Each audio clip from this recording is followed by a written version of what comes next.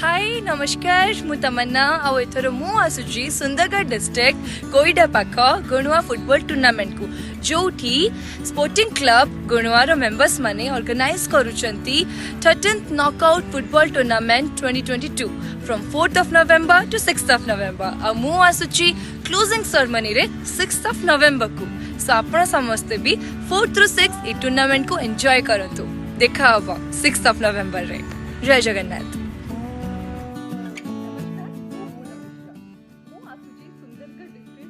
कोईडा पाख गणुआ फुटबॉल में टूर्नामेंट को गणुआ स्पोर्टिंग क्लब रो सब मेंबर्स माने ऑर्गेनाइज करछंती 13th नॉकआउट फुटबॉल टूर्नामेंट मु आसुची 6 नवंबर क्लोजिंग सेरेमनी को आसीबे बहुत मजा करिया बहुत मस्ती करबा एकाठी फुटबॉल टूर्नामेंट को एंजॉय करबा मने रखिबे 6 नवंबर आपण मन का अपेक्षा रे रहिली। नमस्कार।